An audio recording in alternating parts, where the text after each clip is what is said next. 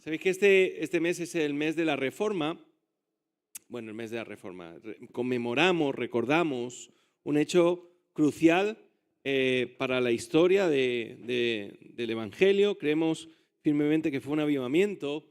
Podéis preguntarle, Tita ha hecho un máster acerca de la Reforma. Ahí tenemos algunos carteles y te invito a que puedas acercarte y compartir con ella. Ella ha estado leyendo y tiene muchas cosas interesantes que tal vez te puede señalar, pero una de ellas sí que estábamos hablando antes de empezar el culto y que tiene que ver en parte con lo que quiero compartir hoy en Gálatas 6, porque ya que hemos empezado con Gálatas 5, pues seguimos con Gálatas 6. No es una cuestión práctica. Es que Lutero tenía un grave problema. Bueno, seguro tenía muchos. Pero tenía uno en concreto que tenía que ver con que no se sentía salvo. Yo espero que ninguno de los que están aquí sea de esa sensación, porque Dios es un Dios que anda en la luz, Dios es un Dios de verdad. Dios no es un Dios que ande ocultándonos aquellas cosas que son importantes. Y Él, desde el principio, nos ha dicho que su salvación es para los que creen. ¿Amén? Ahora, Lutero no lo tenía tan claro.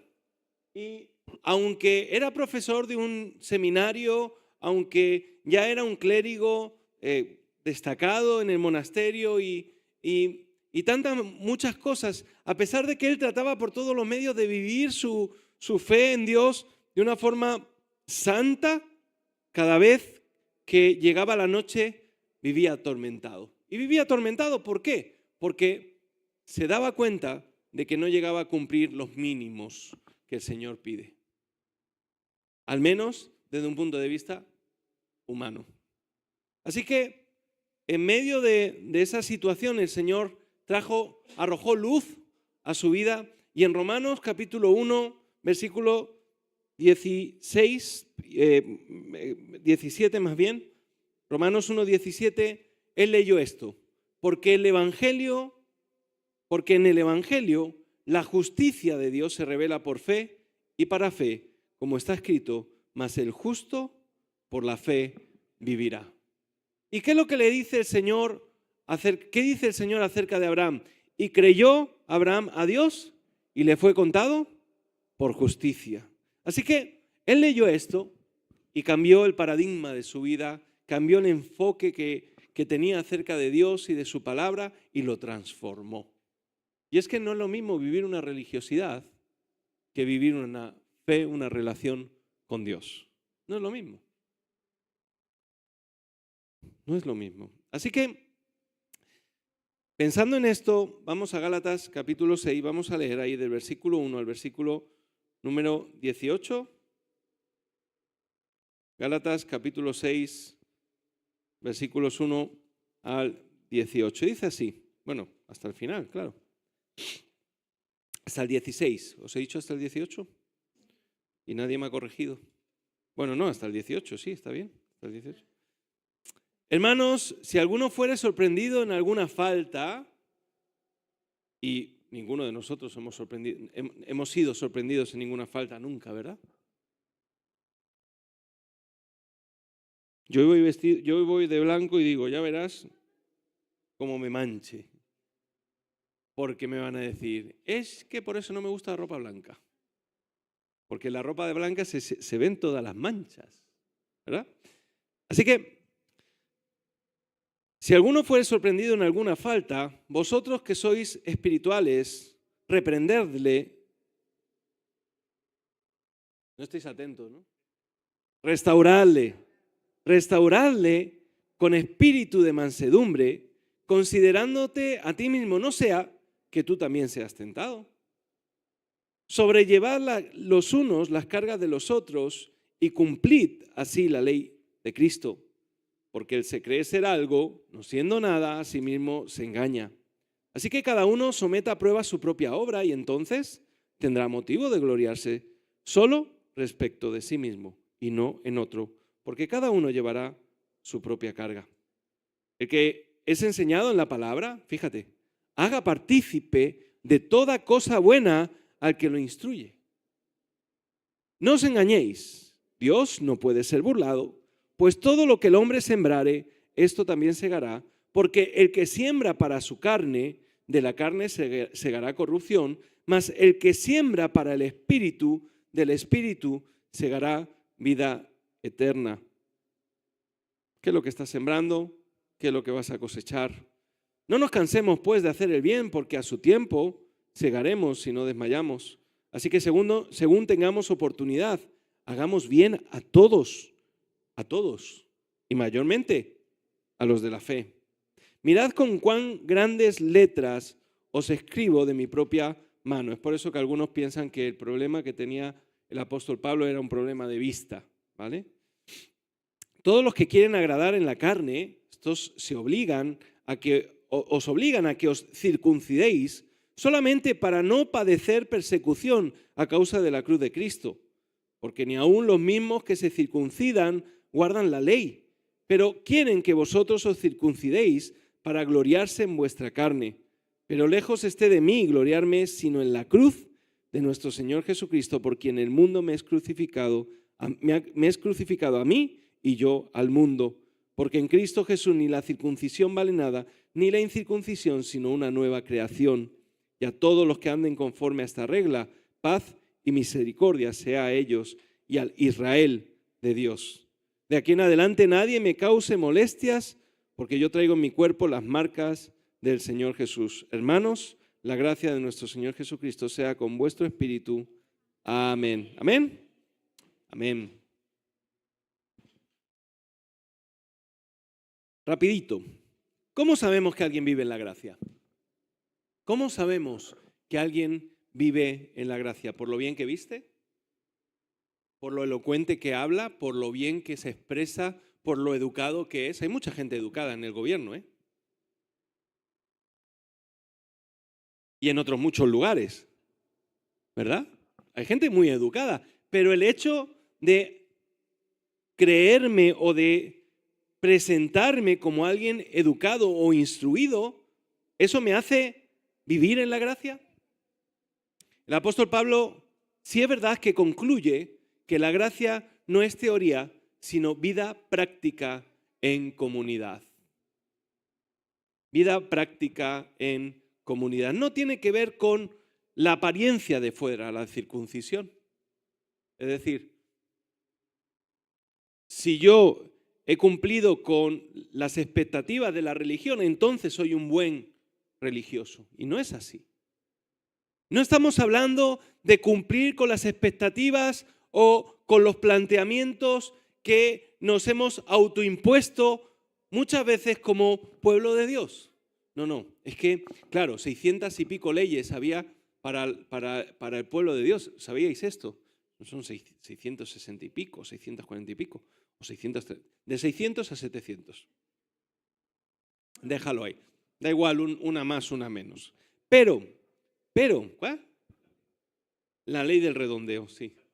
Entre 600 y 700. Pero, ¿sabéis que todas esas leyes no son las leyes mosaicas, no son las leyes que Dios le dio, no son las leyes del Levítico? No, son leyes que se autoimpusieron para no cometer un delito ante Dios. Era un cerco para no infringir la ley. Y es por eso que el Señor le dice, ¿pero sois tontos? Pero si es que el mismo hecho de autoimponeros todas esas leyes os hace incapaces de cumplir la ley. Por eso el Señor Jesús a los fariseos les llama sepulcros blanqueados y cuántas cosas más, porque ponen pesadas cargas en aquellos que pretenden buscar de Dios y que tratan de seguir a Dios con sinceridad de corazón y sin embargo ni siquiera ellos son capaces. Así que da gracias que yo no te voy a imponer ninguna ley. Porque las leyes que imponemos nosotros los hombres acarrean un castigo negativo en caso de no cumplirlas. En el caso del Señor, apela a la misericordia de Dios. Ahora, la gracia de nuestro Señor Jesucristo apunta a que vivamos en su Espíritu. Y ahí está la clave de su gracia. ¿Quién vive en gracia? ¿Quién vive en la gracia de Dios? No solamente nos quedamos con haber creído, porque muchos dicen que creen. Los propios demonios creen y tiemblan. Así que, por un simple silogismo, si tú solamente crees y los demonios también creen, entonces tú eres un demonio. Bueno, no es tanto así. Vale, no lo pongo en tú, lo pongo en yo. Si yo creo y solamente lo hago desde un punto de vista, como estamos viendo, terrenal y superficial, al final soy como los demonios. Es más, menos que los demonios, porque los demonios por lo menos sí saben que existe y que Dios es real, ¿no? Pero bueno, la libertad cristiana, nos dice Lutero, no nos da licencia para pecar, sino poder para amar. Y Gálatas 6:18 hemos leído, hermanos, la gracia de nuestro Señor Jesucristo sea con vuestro espíritu. Ahora, para poder entender esto, ¿cómo podemos entender que vivimos en la gracia? Vivimos en la gracia cuando estamos dispuestos a restaurar a otros. Fijaros el versículo 1. Hemos estado hablando del fruto del Espíritu. Ahora, ¿cómo se aplica el fruto del Espíritu en el día a día? Y de repente lo primero que trae es un problema con alguien. O más bien un problema directo con alguien, sino un problema de alguien de cara a la ley. Si alguno fuera sorprendido en alguna falta, ¿en qué falta? Por ejemplo, no en que no me saludó, no en que me cae mal. Y fíjate, Miguel, mira cómo me mira.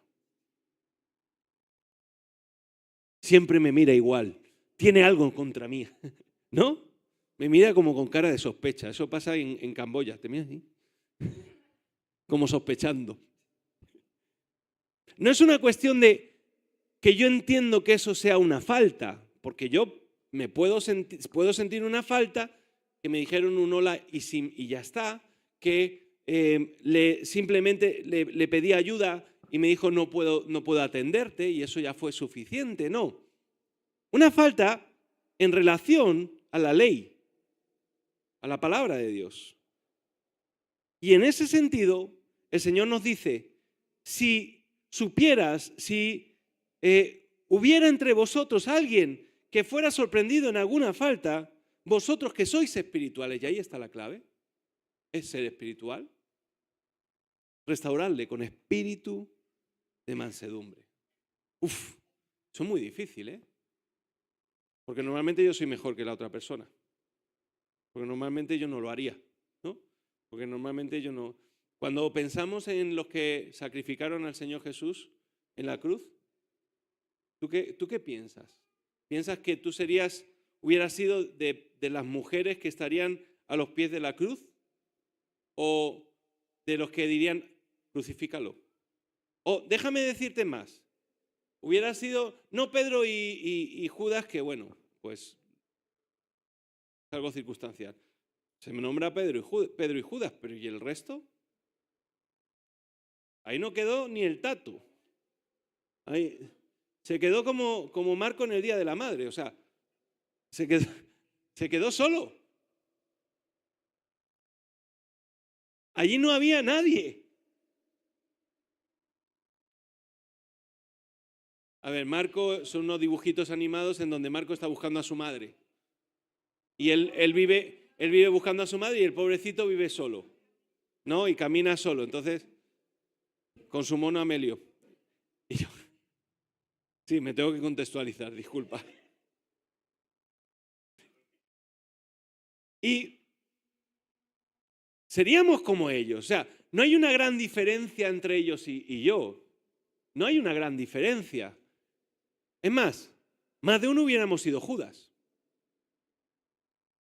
Hay algunos que por unas monedas de plata dejan de venir a la iglesia. ¿O no? Sí. Entonces, ¿cuál es la clave aquí? Restauración.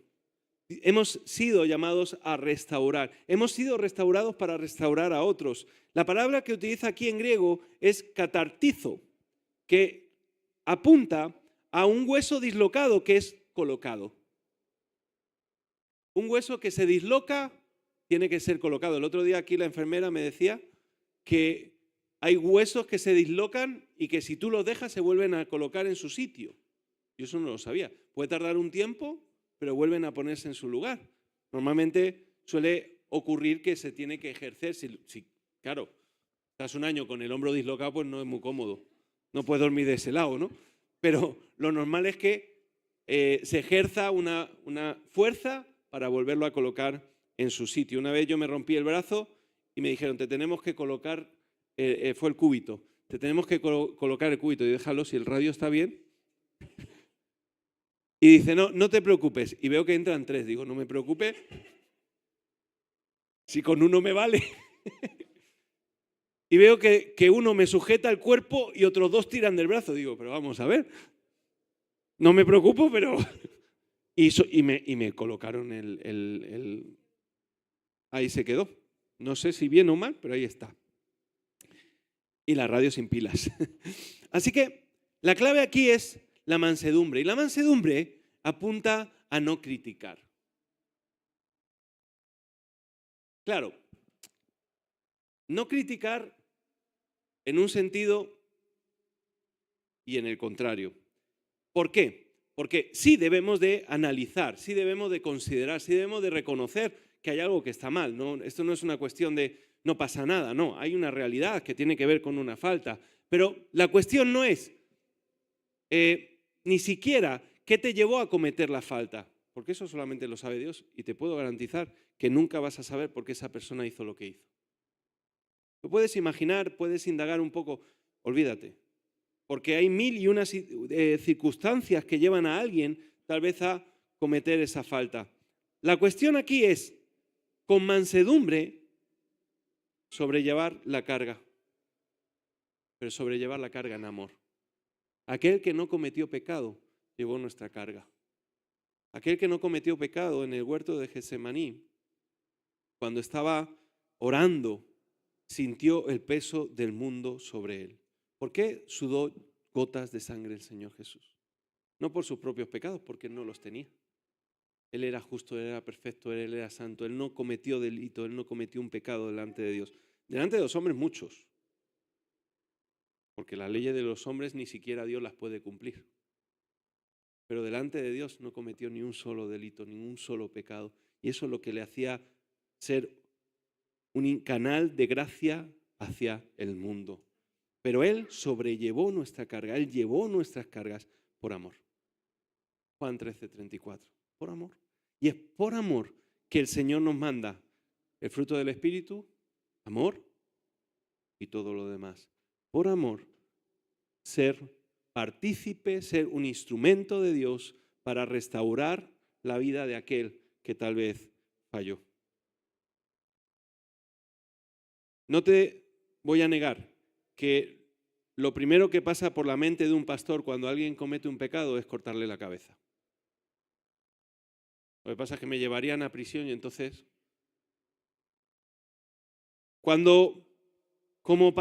pero al momento uno piensa, ¿pero quién soy yo? ¿Acaso yo puedo decir que soy mejor que la otra persona? Y por supuesto no es blanquear nada, simplemente reconocer que de la misma manera que Dios me amó y de la misma manera que Dios restauró mi vida y la restaura hasta el día de hoy, Él lo puede hacer con otro. No lo hizo con Pedro. O no lo hizo con otros muchos, como veíamos el domingo pasado. Jesús restauró a Pedro y lo afirmó en su llamado, no lo humilló. Y normalmente cuando alguien es sometido, cuando alguien es encontrado en una carga, en una culpa, muchas veces lo que hacemos es humillar a esa persona. Y si encima tiene que ver conmigo, más. Porque si tiene que ver con otro, bueno, todavía le puedo dar hasta un visto, un entendir. Pero cuando es contra mí, cuando es algo que me afecta a mí, no, esta persona ya, cruz y raya y que se busque otro país. Jesús restauró a Pedro. ¿Por qué? Porque Él vino con paciencia a restaurar a las personas, a la humanidad, pero en especial a aquellos que se acercaban a Él quebrados. Fijaros que Él nunca hizo una condena pública, ¿o sí? Para el que venía para ser restaurado, jamás. A los fariseos sí, a los fariseos los pobrecitos tenían para recibir y llevar y compartir. Ahí llevas y para que te acuerdes. Pero él nunca humilló a nadie que venía con una carga, con un problema, con un pecado. Él más bien actuó con humildad, con amor y con paciencia y con propósito. Mira, criticar en redes sociales a alguien que cayó, eso no es lo que Dios nos pide. Ignorar al que falla pensando que es su problema, tampoco. Porque esto refleja orgullo y falta de gracia y contradice la ley de Cristo. Así que John Stott, en su libro La cruz de Cristo, dice: la mansedumbre no es debilidad, sino fuerza bajo control, reflejando el carácter de Cristo. Y eso es lo que tenemos que hacer. Y hemos aprendido algo acerca de esto, no solamente por las Escrituras, sino por lo que hemos experimentado y vivido, porque debemos de vivir en el Espíritu. Hoy hablaba con una compañera y le decía: en el seminario no aprendes nada. Y es echarnos tierra sobre nosotros mismos, ¿no? Entendedme, no aprendes, hay cosas que no se aprenden en un seminario. Hay cosas que no se aprenden sino viviéndolas día a día. Y eso es la ortopraxia. La ortodoxia es aquello que tiene que ver con lo que leo, con lo que aprendo y algo que es digamos, la ley de mi vida, ¿no? Pero la ortopraxia tiene que ver con lo que yo vivo, con lo que yo hago. La segunda cosa es sembrar para el Espíritu. Sembrar para el Espíritu. Todo hombre, todo lo que el hombre sembrare, esto también segará. Y aquí hay un principio universal y ya lo hemos conocido, ¿no? Es la ley de la siembra y la cosecha. Sembrar en la carne, hemos visto en Gálatas capítulo 5, ¿qué trae? Pudredumbre y corrupción.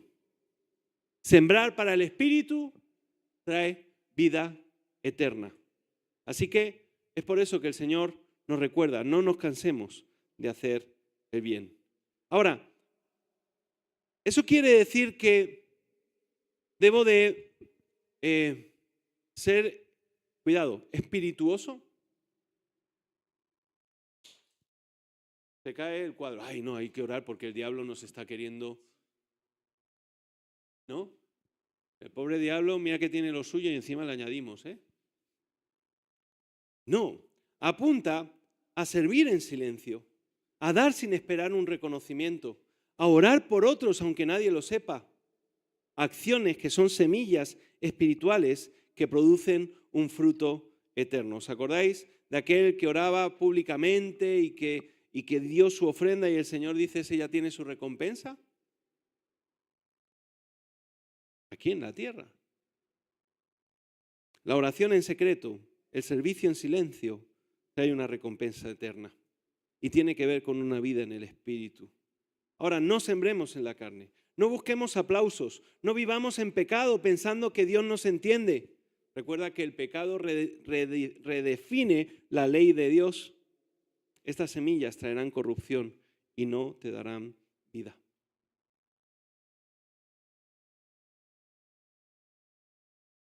Charles Spurgeon diría: la vida cristiana es una siembra constante. Cada pensamiento y acción son semillas para la eternidad. Ahora, ¿qué estamos sembrando? Si vivo en gracia, siembro gracia. Escuchaba una predicación de Charles Spurgeon que decía: vivimos tiempos en donde no hay apostolado, en donde ya no hay varones, hombres, mujeres de Dios que estén dispuestos a entregar su vida por amor al Evangelio y predicar a todo el mundo. Y es interesante porque apuntaba que el problema es no darle valor a Dios, no darle valor a su palabra, no darle valor a lo que Él está haciendo en mi vida. Y decía: mira, hay cantidad de personas que por la mañana predican una cosa y por la tarde predican lo contrario. porque quieren agradar, porque quieren llenar el reino, su reino, de gente. Dice, esos son los más peligrosos. Dice, son peligrosos porque pretenden con una mentira conducir a la gente a la verdad. Y la Biblia nos enseña que hay una única verdad y que esa verdad es la que puede cambiar y transformar la vida de cualquiera. Y eso implica un sacrificio, como hemos visto en otras ocasiones, e implica sembrar con generosidad. Ser generosos según lo que Dios nos da, compartirlo con otros. Recuerda, somos ricos cuando tenemos €1 más de lo que necesitamos. Somos ricos cuando tenemos lo suficiente y tenemos incluso para compartir. Si tenemos la palabra de Dios en nuestras vidas, compartiremos la palabra de Dios.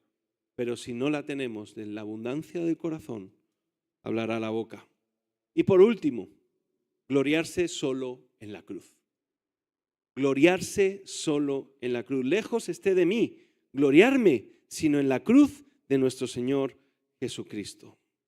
Judaizantes querían gloriarse en la carne, la circuncisión. Y Pablo dice, mi única gloria es la cruz. Y la cruz, ¿sabéis lo que hace?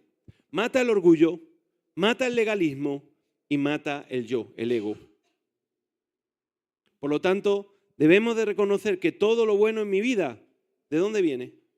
Sino de Cristo, de Dios. De manera que cuando sirvo, lo debo de hacer sin buscar ningún honor, porque el honor lo merece Cristo. La cruz nos centra en la gracia y no en el mérito humano. Ahora, hay quien pretende gloriarse en los logros espirituales. Lloro más que tú, lloro más que todos. Recuerdo a una persona que decía, no, es que, hablando de otra, no, es que no va a trabajar porque él solamente ora. Digo, déjame decirte que tendrá que comer, que tendrá que desayunar, que tendrá que cenar, que tendrá que beber agua y tendrá que ir al baño. Y es que muchos podemos llegar a ver en eso algo bueno. Y por supuesto, qué bueno si oras todo el tiempo, porque la Biblia nos enseña a orar sin cesar. No es algo que hagamos de más, no es algo que nos haga más dignos que a otro, pues ya el Señor nos enseñó que debíamos de hacerlo. Y recuerda que cuando el Señor nos manda que hagamos algo y lo hacemos, buen siervo fiel, en lo poco fuiste fiel, en lo mucho te pondré. Hay quien cree que la salvación depende de ritos o normas humanas, como hemos mencionado. Y eso apunta al final al yo y le quita todo protagonismo a Cristo y a la cruz. Y es que si Cristo murió en la cruz y yo ahora pretendo ganar el cielo por otros medios, entonces Cristo murió en vano, porque yo podía haber alcanzado la cruz de otra forma. Pero los que vivimos en el Espíritu sabemos que Cristo ganó por sangre mi vida para que ahora yo viva por Él. La cruz, hermano, no es un adorno. John Piper, en God is the Gospel, traducido, Dios es el Evangelio. Os lo puedo decir también en griego, pero no lo voy a. La cruz no es un adorno, es el centro del Evangelio y la marca del discípulo. No es llevar una cruz a la espalda como hacen en Semana Santa. No es ponerte un capirote, que yo de pequeño huía de ello. Decía, madre mía, si parecen el Ku Klux Klan. Yo no sé de dónde se lo han sacado. Yo creo que los del Ku Klux Klan lo han copiado, no sé.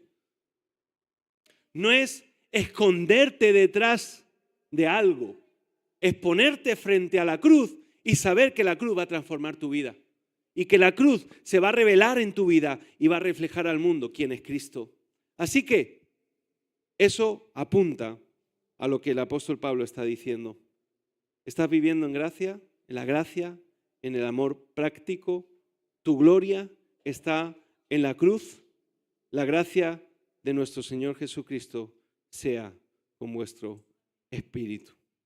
Que realmente podamos hacer efectiva esa obra del Señor en nuestras vidas. Que no solamente hablemos teóricamente, sino que realmente cumplamos con la palabra de Dios, con lo que Él espera de nosotros, no por obligación, sino por amor y agradecimiento a aquel que me salvó. Amén. Señor, en esta hora te doy gracias y, Señor, nos ponemos nosotros primero delante de ti.